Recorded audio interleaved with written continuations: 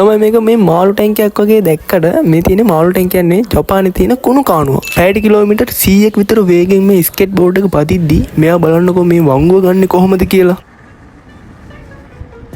පෙන්නන්නට අවසරයි ඇඟ කිලිපොලා යන බයිසිකල් රයිඩ් එක. බලන් ඉන්න අපිට නම් ඇස් පිනවන ලස්සන දර්ශනයක් වුණාට මේ ඩ්‍රම් සෙට් එක නම් අපරාධ නේද? සාමාන්‍යයෙන් ස්කිපින් කරන්නේ අශ්වයෝ නෙවෙයිනේ මනුස්සයෝනේ. ඒත් ඔයා දැකලා තියෙනවද ස්කිපින් කරන අශ්වයෙක්ව?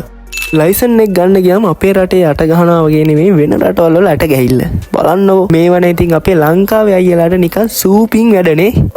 ඒත් එක්කම කියන්න අමතකුණා. ළමයි මගේ පුංචි channel එක subscribe කරලා like බටන් එකත් ඔබලා යාළුවන්ටත් බලන්න පොඩි share පාරකුත් දාලා එමුදටක් ගාලා. දැන් ඉන්න අය මගේ Telegram group එකටත් join වෙන්න. Facebook පැත්තෙනෝ TikTok පැත්තෙනෝ බලන අය follow පාරක් දාන්න අමතක කරන්නත් එපා. අපි වගේ කාලා බීලා සමාජයේ ඉන්න මිනිස්සු අතරේ මෙන්න මේ වගේ අසාමාන්‍ය හැකියාවල් තියෙන මිනිස්සුත් ඉන්නවා ළමයි. බලන්නකෝ මිටියකින් ගහනවා වගේ මේ ඇනේ අතෙන් ගහලම තල්ලු කරන හැටි.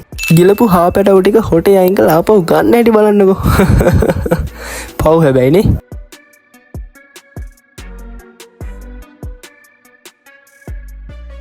බලන්නකෝ වතුර යටින් ගොඩට ගන්නේ මොකද්ද කියලා. ගයිස් මේ තියෙන ලෝකේ වේගවත්ම සහ භයානකම බයික් රේස් එක. බලන්නකෝ කොච්චර වේගෙන් යනවද කියලා අපිට හිතා ගන්නවත් බැරි වේගකින් යනවා. වැදුනොත් ඉතින් ආයේ කෑල්ලක්වත් හොයන්න නම් වෙන්නේ නැහැ.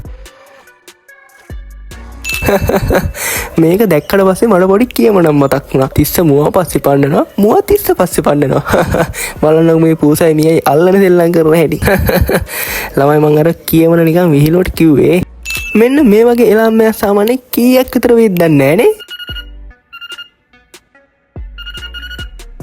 පෞද්ගලිකව මම මේ ක්‍රීඩාවට වැඩි එච්චර ආසාවක් දක්වන්නේ නැහැ. ඒත් බලන්නකෝ මෙයාගේ මේ පාපාරවල් ටික කොහොමද කියලා. ඇත්තටම පිස්සුවක් නේද? ගොවිපොලක සතුන් වර්ගීකරණය කරලා ගාල් කරන හැටි බලන්නකෝ. ඇත්තටම සුපිරි වැඩක් ළමයි. ඒත් එක මම පොඩ්ඩක් ආයෙ මතක් කරනවා. මගේ පුංචි channel එක subscribe කරලා මට පොඩි support එකක් දෙන්න. මොකද ඔයාලා like කරන චූටි දේෙන් තමයි මම මාර විදිහට motivation වෙන්නේ. මේක නම් පුදුම කම්මැලිකමක් නේද? මේව නම් මේ ගස්කල් උඩ යන්නම හදපු බයික්ද කොහෙද? සිංහෙක්ට සාමාන්‍යයෙන් කිලෝ 400ක් 500ක බර අදින්න පුළුවන්. ඒ අතින් බලද්දි මිනිහෙක් කියන්නේ මොකෙද්ද කියලා හිතනවා ඇති නේද? චූටි කාලේ අපිට තිබ්බ ලස්සන මතකයක් තමයි වතුර බෝතලයක් ගත්තාම මේ වගේ සුලියක් හදන හැටි. ඕම් බලන්නකෝ ඒ වගේ වැඩක්. අපේ රටේ ජීවත් වෙන ඈයා ඉන්නවනේ. අන්න ඈයාට සමානකම් දක්වන පැන්ගොලින් සතෙක් තමයි මේ ඉන්නේ. මෙයත් කෘමි සත්තු තමයි ආහාරයට ගන්නෙ. හොඳේ. මේ වල ඇතුලේ තියෙන ගැඹුර හිතා ගන්න පුළුවන් නේ. Oh, it's curving into the wall. Oh, it didn't.